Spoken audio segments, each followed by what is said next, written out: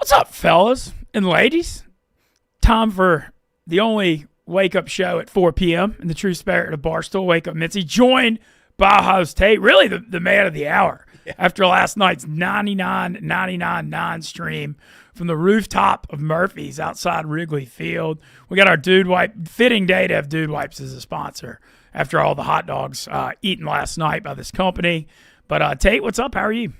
I'm good, man. I enjoyed the stream last night. It was only like sometimes these after dark streams can go 30, 40 hours or last night was eating and drinking. So it was fun, but also I'm hurting from the eating and drinking. Yeah, there's a lot of people hurting today, but I got to say shout out to the Stoolies and also just our production team behind the scenes because last night that was up like 8 flights of stairs on the rooftop. And our production team had to haul all kinds of gear up there. There's a lot that went into that behind the scenes. But, man, what a freaking American scene last night, though. Up on the rooftop of Murphy's. We had our shout-out Game Time for sponsoring the stream. Joey freaking Chestnut. Crazy. Deutsch was also great. Unbelievable. But we had an awesome lineup. Shout-out T-Bob and Kadick and Dana and Eddie and just Max did it as well. It was really good. Yeah, just such a fun stream. 189,000 views I saw on the Barstool After Dark YouTube channel. People so usually, and that's a good amount of views obviously, but usually our streams are much longer. I'm interested to see, like, was that for a 2-hour stream that Lucas told me there was like 20,000 people watching at the end to see if we got it in that last inning. So, well, a lot of stuff to break down from last night's stream. Man, I'll say this, just going into it, I was going in, I thought I was ready to go to war. You know, I ate light yesterday. I ran. I felt good. Those hot dogs, when we saw the size of those dogs, they were like quarter-pound hot dogs, dude. Even Joey Chestnut, the legend himself, was shook before the stream when he saw the hot dogs. Yeah, I got a DM like 2 hours before the stream, and he's like, hey, just so you know, the place where you guys are doing this, the hot dogs are like ungodly large. And I was like, I sent back to him. I was like, hey man, are you being honest with me? He's like, I'm being honest with you. Didn't think anything of it because we get shit like that all the time where like people might DM you, tweet you, whatever. White boy Rick, who does social for us, got to the event a couple hour before, and texted me. He's like, I just saw a hot dog. You are so fucked. So I get there. They bring out the hot dogs. Mintzy, I don't know what else to say. Those hot dogs were fucking huge. But I didn't want to be like, oh, Tate's complaining. So it's like, all right, whatever. Joey looks at the hot dogs, and he looks at me and goes, this will be a miracle if you finish this. That's coming from the man himself. If Joey Chestnut's saying that, he was saying the ones he usually eats are like half that size. Yeah. I mean, they were so thick. And we started out, you know, it was a beautiful night. The beers were never a problem with this crew. I mean, from the very start, nobody was worried about the 99 beers. It was going to be the hot dogs. I pledged you before because I wasn't drinking. I was like, I thought I could get 12. I came out blasting. I ate 6 hot dogs in the first inning. Yeah. Yeah, you were hot. And you had to be because you were the one DHing for Joey. Joey was only allowed to drink beers. I don't know if this is true, but I saw the Barstool account tweeted that Joey had 6 beers by the first inning. 6 beer before the first out. Yeah, I think it was by the bottom of the first. Oh, by the bottom of the first? Okay. So Joey had 6 in the top of the first. Mintzy had 6. When Lucas went up to update the scoreboard after the first inning, we were riding high because we were at like 28 and 26, like beers and dogs. We're like, oh my God, this is going to be easy. It was not easy. Everyone died at the same time. Well, the problem was we had that initial burst where everybody was excited. But, man, those hot dogs were just so thick, dude. Yeah. And like once the stomach settled down after that burst, it became a war of attrition. Hands up. I bowed out in the 6th inning after 10. I thought I could get 12. I got to a point where I couldn't even look at the dogs anymore. Yeah. And I sat in the bathroom for like 40 minutes, like hoping something would come out for me to rally.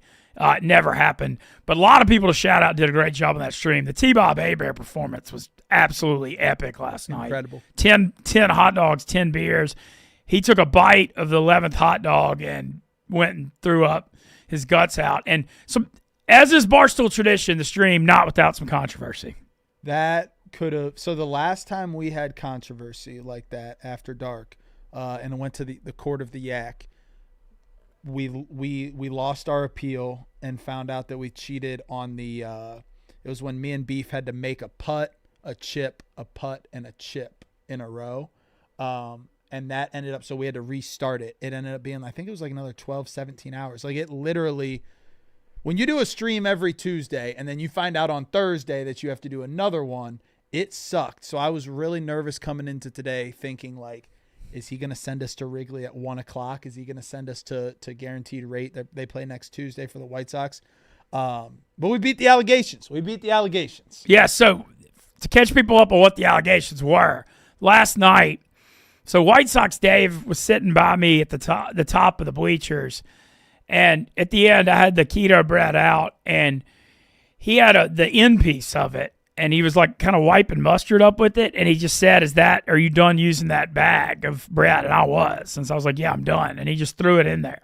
So I didn't think anything of it. I thought whatever. And then apparently the hot dog that T-Bob ate a bite of was seen on the ground that caused him to throw up in the ninth. And so Danny Conrad, always the shit stirrer that he is, calls me on the way home. And he asked me, he was investigating, doing his job, and I can't fault that. But he asked me if White Sox Dave paid me to take his back. And I like kind of blew up at Danny. I was like, wait, what? Like, I couldn't believe what I was being accused of. So I had to screenshot my text messages with that White Sox Dave. The last one was Sunday, June 8th, when we were trying to meet up at a White Sox game. Mm-hmm. So yeah, you were not involved in any sort of cover up. I think it was pretty clear White Sox Dave was innocent. Once you actually look at it, you can see the mustard, you can see that it's the keto piece of bread. It was more so White Sox Dave got called onto the yak and basically was proven innocent, but then started up a whole new controversy with the T-Bob situation. Yeah, with the dog that was on the ground. Which I will say, if I was prepared if we had to storm in and talk about it, I think we ate more than 99 hot dogs, because not a lot more, but in the last inning, we were like, hey, we need this many.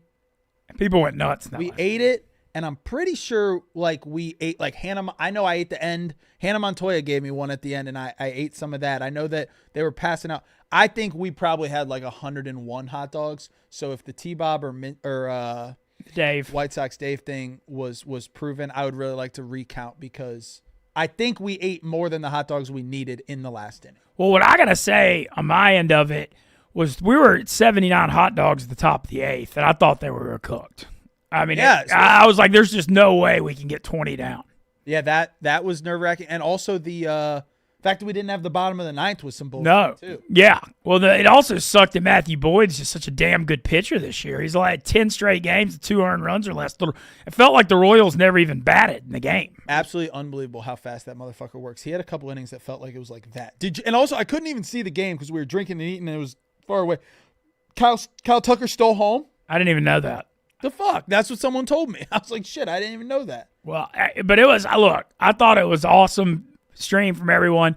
Some highlights with the Joey Chestnut thing. It was so fun having him around. You know, he was coaching the team up, trying to keep people motivated. The thing in the 7th inning when everybody was puking at the 7th inning stretch and he was disgusted and he was saying the downfall of America quote that went viral.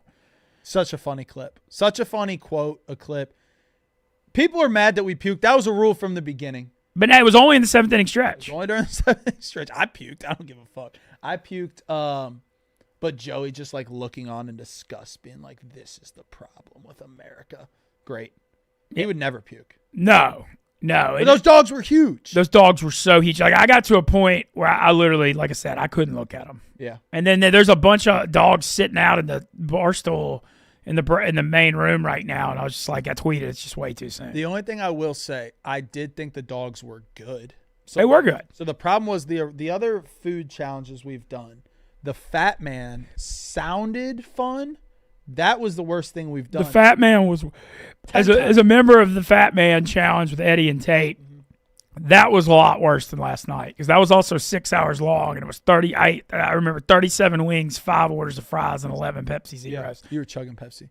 The fries. The problem with the Fat Man was like last night the hot dogs were still good. Yeah, and we kept getting them fresh. Yeah, we're getting them fresh. The fries were cold and gross by the first fry we had. That shit was terrible. Yeah. Well, but either way, just awesome stream. Like I said, from shout out Game Time, production crew, everybody that showed up. Who would you say was the MVP of last night? I thought, well, Deutsch had 18 and 13. So Deutsch put up the biggest numbers by far. Joey had 20 beers. T-Bob was, Kadek put up big numbers. T-Bob put up a historic, like, we needed you performance, and he did really well with that. I thought everyone did a good job. Like, even White Sox Dave 5 off the bench too. Hannah and Annika came in and 8 dogs. Like, every dog mattered there. So I thought if I had to give away an MVP though, Deutsch, 18 and 13 is crazy.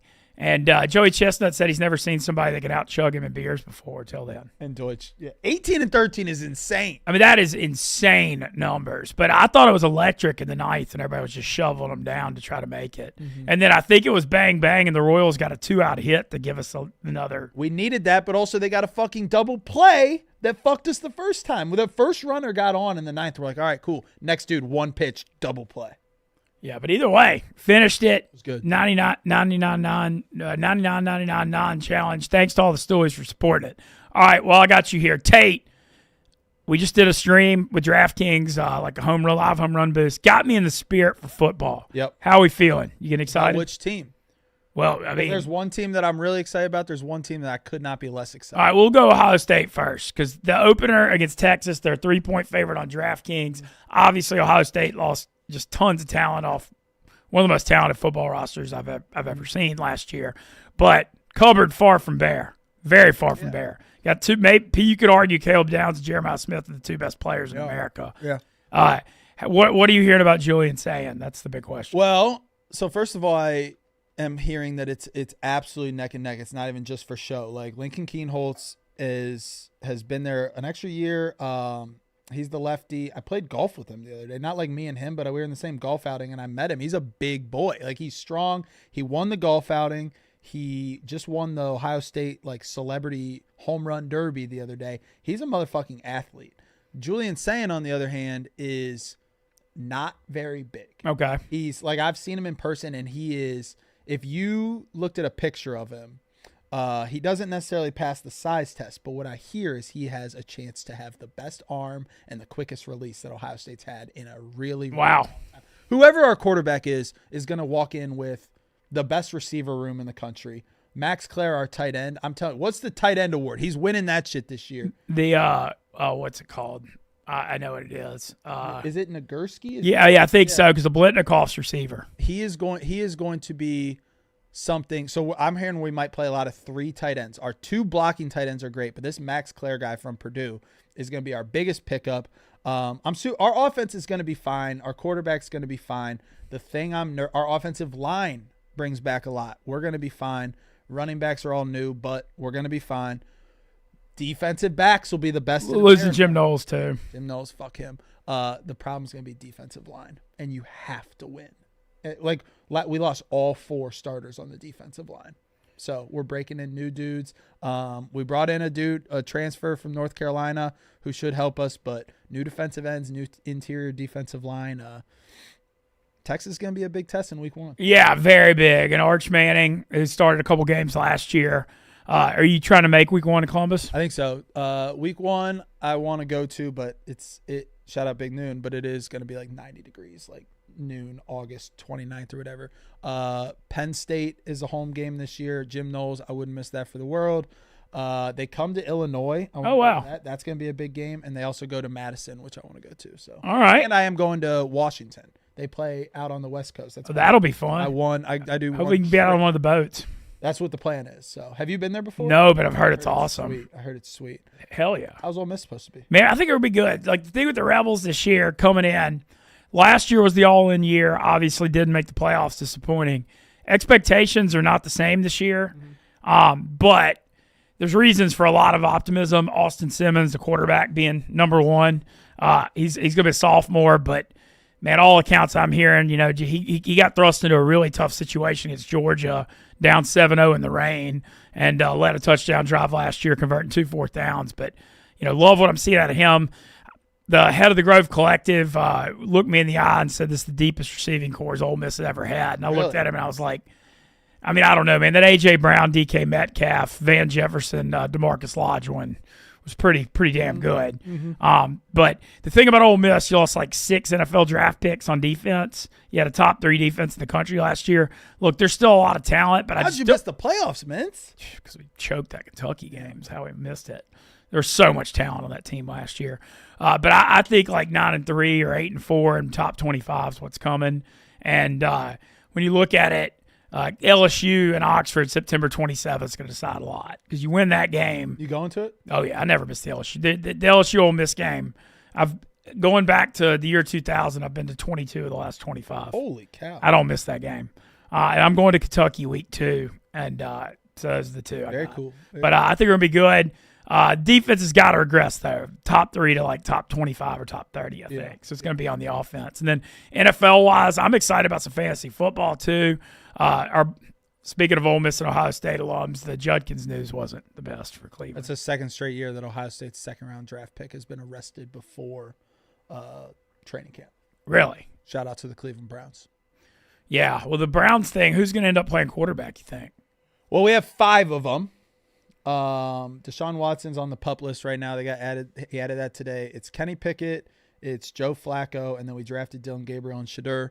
My gut tells me that Joe Flacco starts week 1. I think so too. Get rid of Kenny Pickett. I don't know. Some people say Kenny Pickett was the favorite, but so the Titans might need a little experienced quarterback down there. They have Cam Ward, that's it right now. I think we might trade Kenny Pickett down there. I don't know how you can have 2 quarterbacks of the future and also be projected to take Arch Manning next year. Yeah, Arch is going to – everything I hear, he's 2 years. He'd have to like win the Heisman and then win the title for him to even consider leaving. Oh, really? Yeah, they've made it like super clear. And the Mannings have always been patient. Peyton and Eli both played through their senior years. And let's think about this, Tate. Arch Manning probably makes more than the number 1 pick right now. He's making like $8 to $10 million. That's crazy. So like he's not going to be in a hurry. Now if he won the Heisman and they won the title, what would be really interesting is what if the Saints have the 1 pick? What do you think about going then? That's very possible. I feel pretty confident that the Cleveland Browns will be picking number 1 overall. I don't know, man. The Saints bunch. Maybe Saints bunch could be rough. But that'll be certainly something interesting to follow. But I'm just getting excited about football, man. Mm-hmm. You know, I know the Guardians have kind of had a bad year for you. We're getting hot, though, right now. Are they? So they lost 10 in a row, and I almost jumped off ship. But we've won, I think, 8 of 10. If we won last night, we won when we were at the game. Tigers are losing. We're only like 3.5 back of the wild card. Wow, they were way in it. We're back. Is Bieber coming back? He just threw. I think he threw yesterday in the minors. That's going to be a big boost down the stretch, man. That dude's like a Cy Young level. I'm fired up. Well, hell yeah. And also, like I said, we're excited with our partnership with DraftKings as always. Have you started looking at fantasy yet? No, I haven't started looking fancy yet. I scheduled my Labor Day weekend is Ohio State, Texas Saturday, hometown draft Sunday, college draft Monday. So I got my draft scheduled, and I haven't looked much into who's supposed to be going where just yet, though. Okay. I'm going with daily fantasy this year.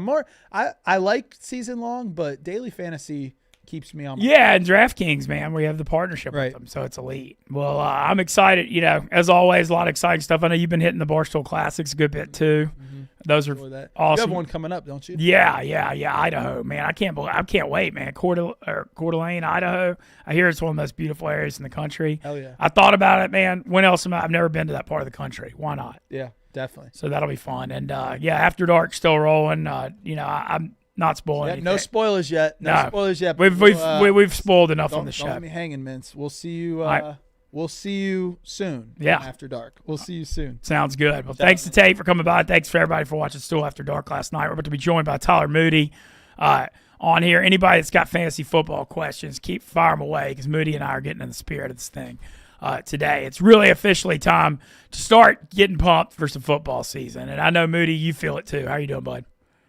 I'm ready. Obviously, baseball season's still in full swing, so I'm locked in on that. But today, I was looking through all the fantasy football stuff, and I'm getting excited. There's nothing like football season. As great as I find baseball to be, Sundays during football season simply cannot be topped, man. So I think it's the best thing in all of sports. When you got a full slate of football games, you know you're going to lock in, sit on the couch all day, watch ball games.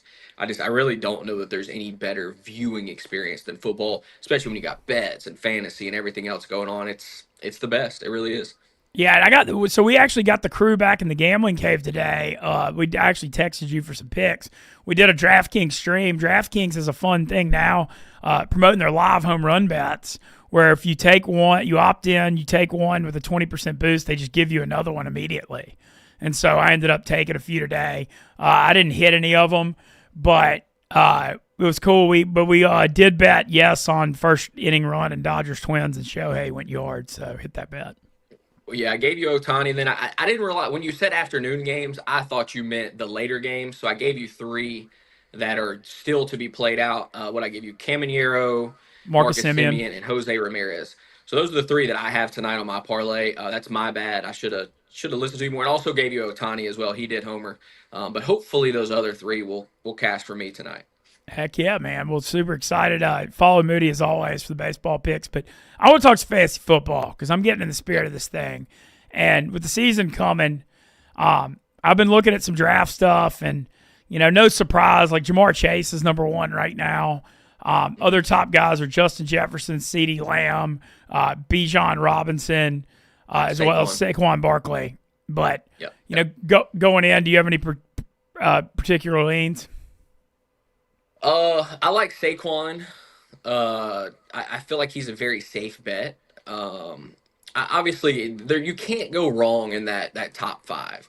I actually have CD Lamb a little bit lower than I do Jefferson and Jamar Chase. I feel like Chase and Jefferson are almost in a league of their own. I understand CD dealt with injuries last year, all of that. Totally get that.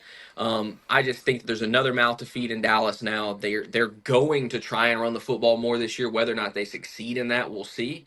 But I think CD is not quite on the level of Jamar Chase and Justin Jefferson. And then I'll tell you the other guy that I freaking love is Jahmyr Gibbs, a touchdown machine. He's got take it to the house speed any moment he touches the football. Love Jahmyr Gibbs. I think you're going to continue to see him rise up the board. Right now, places have him as the number 3 running back. They actually have Bijan as number 1. I have Saquon 1, Gibbs 2, and then Bijan 3. But I think the best value out of that group is probably Jahmyr Gibbs. Yeah, and you saw last year when Montgomery got hurt at the end of the year, we saw the Gibbs, what do you have, the 4-touchdown game on Sunday night against the Vikings in the game for Correct. the NFC North title. Look, I think what you're going to see there is Gibbs, it's pretty obvious that Gibbs is a lot better than Montgomery. I know Montgomery's still going to get some carries and vulture some touchdowns, but, it's going to be less and less of a 50-50 split. It's just you can't. Yeah. Gibbs is so talented, you can't keep him off the field. Well, I think you'll probably see more of what happened last year. You'll see early on in the season more of an even split. And then as the games become more and more important, they're going to ride Gibbs down the stretch. They want to keep his legs fresh later into the season. Obviously Montgomery got hurt last year and Gibbs had a few weeks where he was the man. And he showed you when he gets a full workload, he is the best fantasy running back in the game. I just think that overall, he's the most talented back right there with Saquon Barkley. I like him, and I think that when the fantasy playoffs roll around, Jahmyr Gibbs is going to be getting a ton of touches, and he's a dude that I want in my backfield. Love that. All right, as far as let's hit some breakout candidates. I know this is a guy that had a great year last year, Rookie of the Year fantasy. I like Bucky Irving to do it again. Yeah. I think he pops. His over-under is like 1,000 yards right now. I mean, I want to bet the alternate over. I think he could have over 12 or 1,300. You look at Tampa, they got an offense that scores a lot of points. I know they let Liam Cohen, the Jags head coach now is gone. And Godwin's going to be out for the first part of the year, but they drafted the Ohio State stud first round. They still have Mike Evans. One little concern, Tristan Wirfs, the stud Pro Bowl tackle, is going to be out the first 4 games, but I think Bucky could have a big year. Well, Bucky showed you he can do it in space and between the tackles, right? He did a little bit of everything in that offense. Catches the ball out of the backfield, showed he was a complete back. So I love Bucky, excuse me. My only question is, will that offense slow down a little bit without Liam Cohen? I mean, what Liam Cohen did with that offense was phenomenal. And I'm going to talk more about him and his possible impact in just a bit. I love Bucky, though. I think I have him above Josh Jacobs. I've got him. I would probably take Bucky over Christian McCaffrey just because of the injury concerns. to be honest with you. Devon Achan's another guy that I really like, kind of in that group right there. But after Derrick Henry, who is a very solid pick, like those guys, McCaffrey, Achan, Jonathan Taylor, Bucky Irving, all of them, you're kind of splitting hairs between them. And if you can get Bucky as far as like the value is concerned, being, one of the later picks out of that group, I think I would be very happy with him. What do you think about Chase Brown? Really emerged late last year, catches the ball, and that offense scores a ton of points. I like him too. He's right there behind Bucky and Kyron on the Kyron Williams, as far as the rankings are concerned. Um, Definitely popped at the end of the year. I'm not as in love with his talent as I am these other guys. I think the other dudes are more talented. I do think he's in a higher octane offense though. I know the Bucks scored a ton of points, but again, I think they may take a step back. We'll see. But I like Chase Brown. He's a solid pick. You're not gonna be upset if you take Chase Brown. I just think there's a couple guys in there with more upside personally. Okay. Quarterback position, I got a few questions for you. Obviously, the league I'm in is 2 quarterback start, so you go a little deeper. Who do you like more of the second-year guys, Michael Penix or J.J. McCarthy?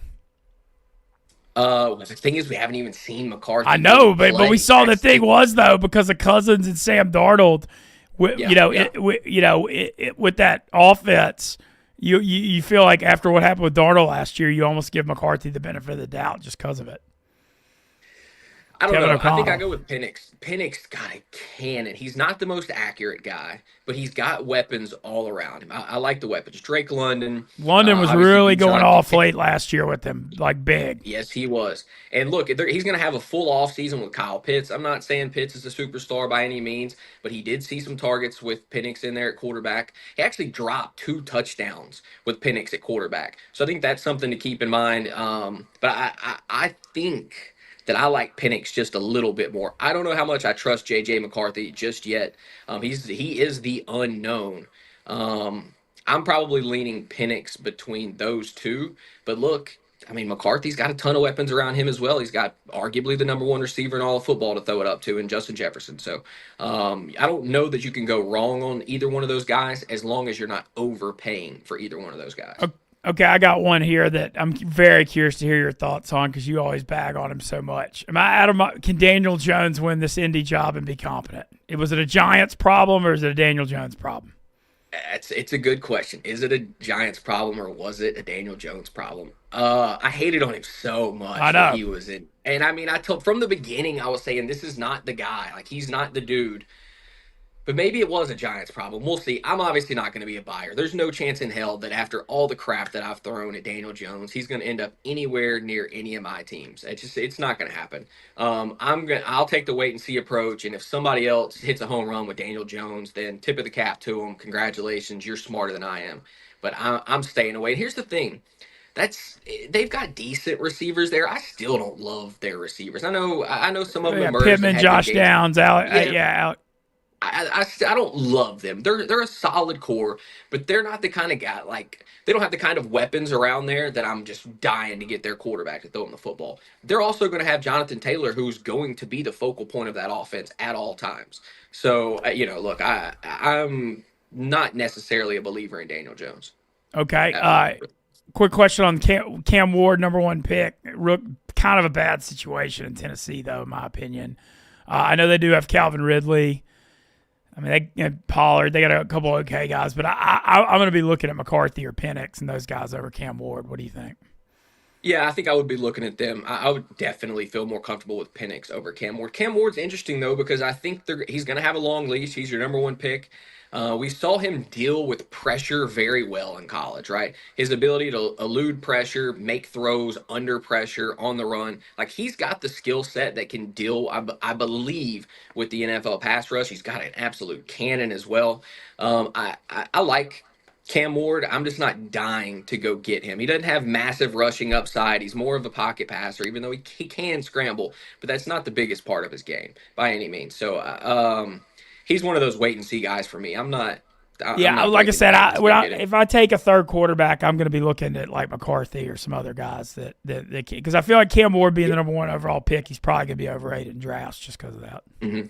I want to hear your. I've got a guy. Yeah, let's get Yeah, to your. I got a guy for you. I'll give you, and I went here 2 years ago. I'm going back. It's Trevor Lawrence I knew with it was coming. Liam Cohen. I just think that what Cohen did with Baker Mayfield and that Buccaneers offense, if he can replicate that at 80%, Trevor Lawrence is going to have a sensational season. He's got a stud potential superstar in Brian Thomas Jr. I know they lost Evan Ingram. I don't really love all the rest of their weapons, but he's got a legitimate number one. I think there is a chance that this is the breakout season for Trevor Lawrence. I said that 2 years ago. He was playing great until he got injured. He was playing good. I don't want to say great. He was playing good until he got injured, and then he just fell off a cliff last season. I think it's a big bounce back for him. I don't think anyone is going to want to touch him, Mint, in drafts. I think you can get insane value on Trevor Lawrence. Don't be surprised when you look up and he finishes the season as a top 12 fantasy quarterback. All right, the hot takes are coming. The Trevor Lawrence pick. I have a question about an obvious top guy, but he's kind of burned people in fantasy the last couple of years. Is what do you make of Patrick Mahomes going into this year? Because the Rashee Rice thing is obviously huge. Had the injury, could be dealing with some suspensions from those arrests. Worthy did break out toward the end of last year.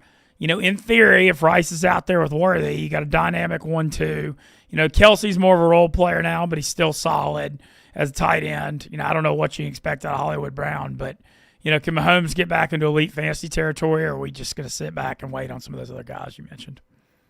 Based on talent, you would think for sure, right? It's Patrick freaking Mahomes, but this Chiefs team plays elite defense and they run the football as well. They're not relying. They don't care about putting up numbers. They don't care. Do not care how they beat you. If they run it 50 times, they don't care. If they throw it 50 times, they will do that as well. Andy Reid is willing to do whatever it takes on any given week to find a W, and you got to love him for that. But this is a team that's not as reliant on Patrick Mahomes going out there and airing it out 50, 60 times like he did at certain times at the beginning of his career. I mean, he would go out there and just wing it some games.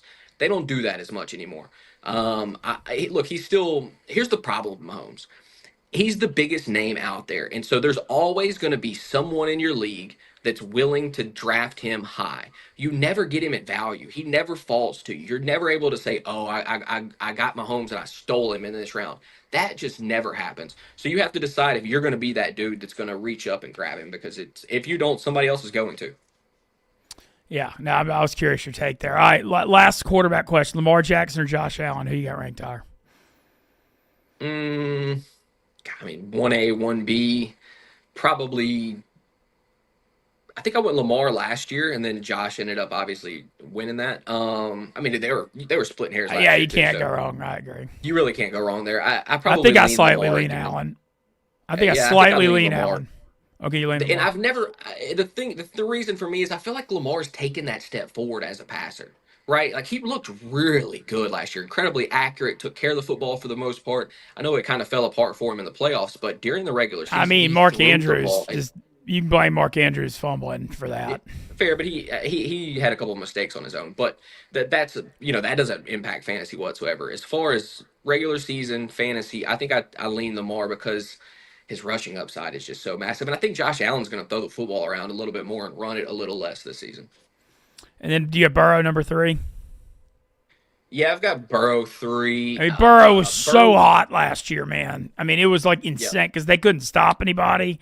He was like on fire down the stretch.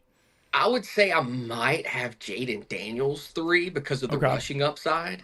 He was my guy last year. Me and you were kind of both on Jaden Daniels last year. And sure enough, he lived up to the hype and then some.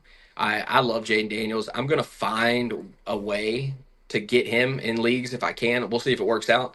But I think Jaden Daniels is probably my favorite fantasy quarterback going into this season, just because you don't have to take him 1 or 2 like you do Lamar or Josh Allen. I love the upside there.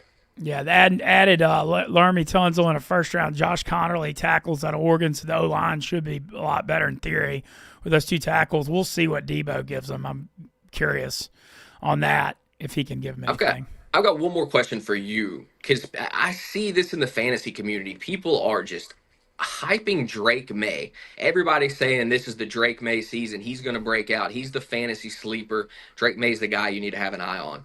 I'm not quite there. What's your take, I'm not Mintzy? either. I'm not either. I mean, the thing with Drake May, he does have sneaky rushing value because he can run a little bit. I just Yep. don't like my thing with fantasy. I like taking guys on teams that are score a lot of points, and I just got to see that to believe it with New England. The weapons around him. I mean, they did add the Henderson from Ohio State. Give him some help with Ramondre Stevenson, so the running backs look better. I just don't like that receiving core at all. I mean, I still don't. I don't like any of those guys, and because of that, and Vrabel is your head coach too. Like notorious, just likes to grind and win ugly. I know they Yep. put a lot into that defense. I think Drake May could be a winning NFL quarterback, but he's just not going to be winning on my fantasy team. And the other one that I'm kind of keeping an eye on, it's your guy Jackson Dart. Do you think he's going to win the job? I mean, it feels like they want to give it to Russell this first season. I just think if Dart wins it, like having Malik Neighbors to throw the football to, he's an interesting character. Look, I think what's going to happen there is Russ is definitely the guy the first part of the year, and if the Giants are like 2-5 or 2-6, you'll see Dart second half is what I think's coming. Yeah, I tell you. And so because of that, that's a keep an eye on situation, but not going to draft him. Agreed. In the chat, Ryan Copeland says Bo Nix over Drake May. 100% agree. I agree. Bo Nix was the guy that I floated. I gave two guys out beginning of last season. It was Bo Nix and Jaden Daniels, and they lived up to it. What do you think about Evan Ingram in Denver? Because you got to think Sean Payton making that move and how much Bo Nix and Payton like the short passing game. Yep. Hopefully the chemistry's there. Maybe it takes a little bit, but man, he could catch a lot of balls.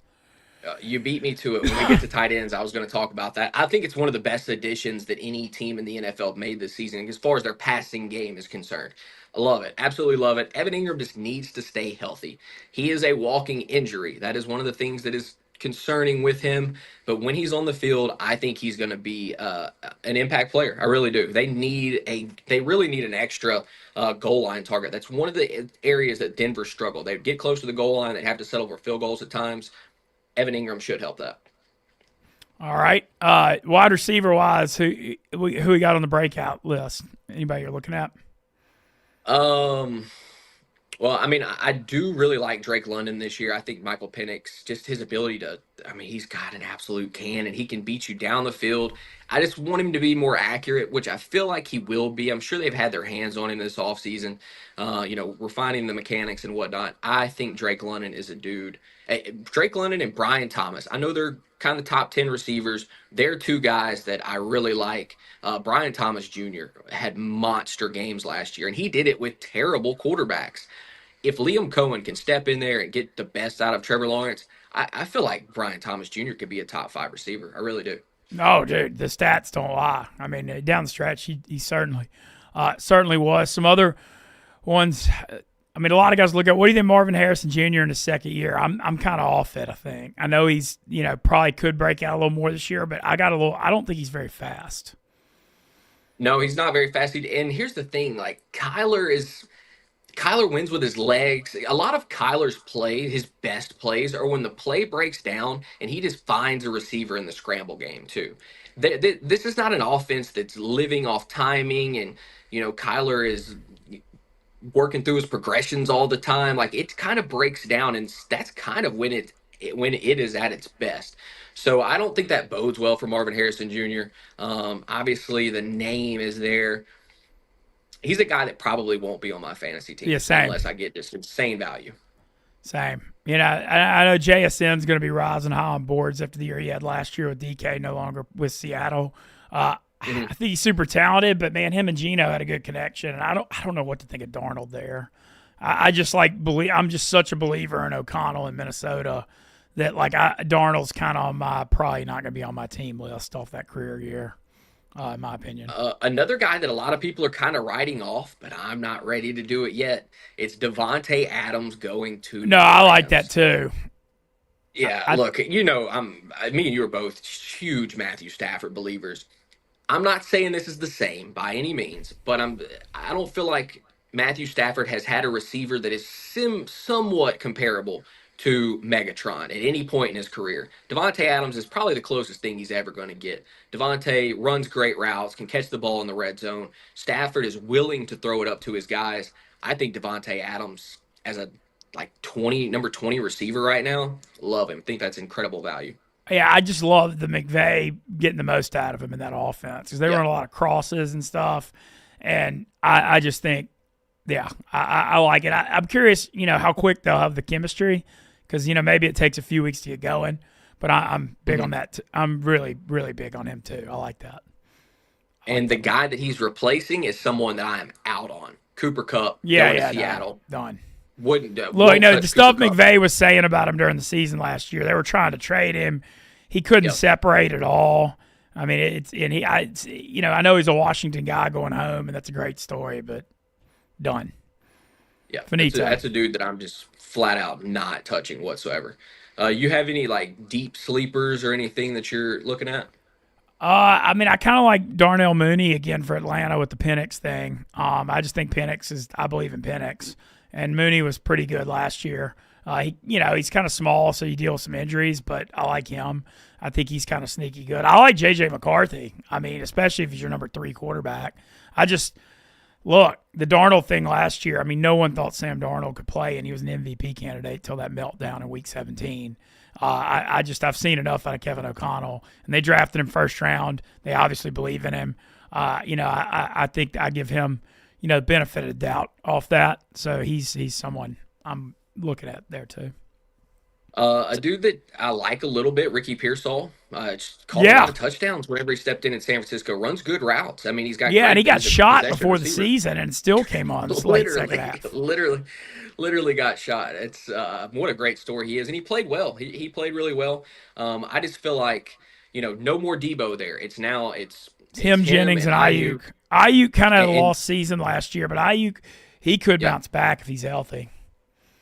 And I'm not the biggest. I have Jennings in my dynasty league, and it's like he was just right place, right time. Because he's not a dude that jumps off the screen at you whatsoever. He was in the right place, right time. He got a ton of targets that I think Ricky Pearsall could potentially scoop up this season. I like Ricky Pearsall. I think he's a solid sleeper going into this season. Like that. Well, I'm just getting to talk this gets me all warm and fuzzy, man. I'm just so excited to talk more fantasy, and as always, appreciate chat chiming in as we get ready for some season, man. I can't forget away. Do you have any we'll go through futures next week, but I kind of like that Rams is 22-1 Super Bowl. I know you and me are both big on them. I could see it this year. I really could. I like the Adams move.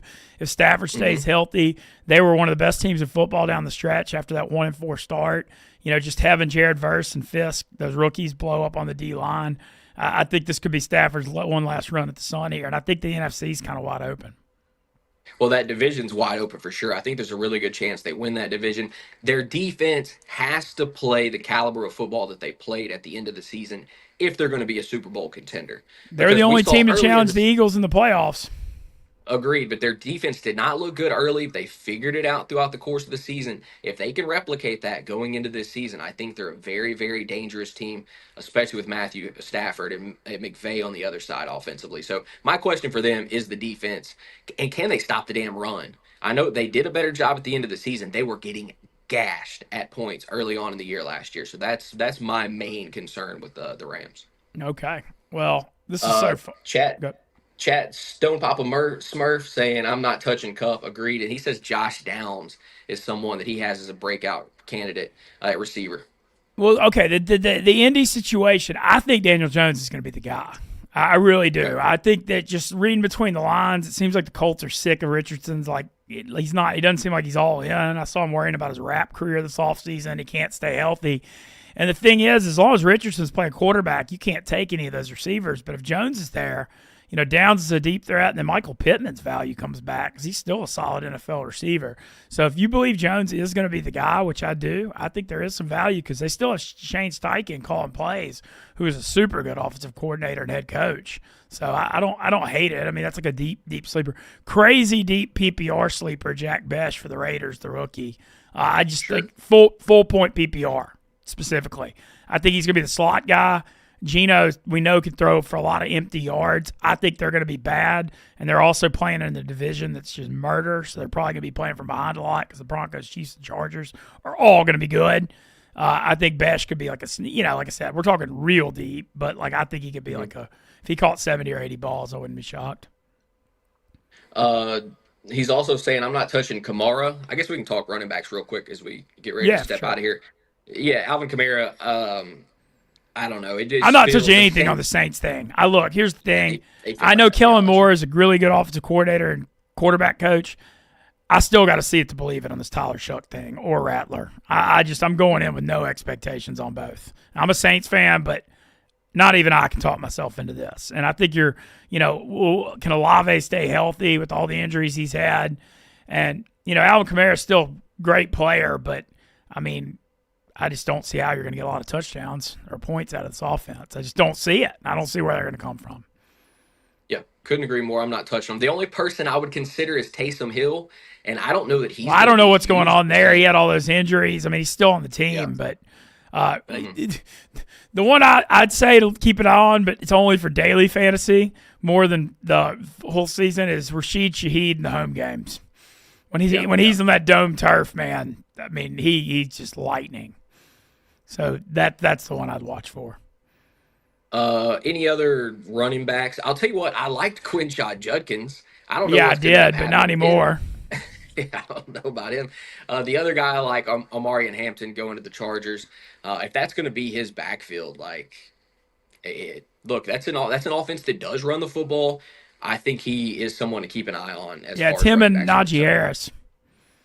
And I personally don't trust Najee Harris. There's no pop. For me, there's no burst. No pop. Nothing. Yeah, and like J.K. Dobbins is a Bronco now, and you got him, you got R.J. Harvey, who you and I both like. But I feel like the Peyton running back thing, it's hard. You don't want to get too invested in that. Like, you want to get somebody cheap because there's no rhyme or reason to anything. Yep. The other guy I would throw out there, I think he's one of my dudes, so I'm that guy with him. Isaiah Pacheco, they got him at number 28. No, I think that he's a great buy candidate because he broke his fibula last year, and he wasn't effective when he came back in the playoffs because he tried to come back from that injury, to give him a chance, and you got to respect that, but he wasn't himself. And now with the full offseason, and that team's going to score points, I agree. I think it's a great, because he's still not that old either. So I think you got a great. He's one of my favorite candidates. Look at him. They've got him ranked 28th on here. I'd love if you get him as your number 3 running back. You'd be very happy. Yeah, I'd be thrilled if I could come up with him as my number 3. Absolutely thrilled. Heck yeah, man. Well, this is so fun talking the fantasy. Shout out. Appreciate Tate stopping by. Appreciate everybody's support in the Stool After Dark. As always, Stella Blue, whether it's morning or afternoon. Amazing coffee. Summertime, drinking the iced coffee, cold brew, and shout out Dude Wipes. Let it rip with Dude Wipes. Fitting day for Dude Wipes in the Barstool office after that Still After Dark 99 Hot Dogs stream last night. We'll be back tomorrow. I appreciate you guys supporting Wake Up Mintzy.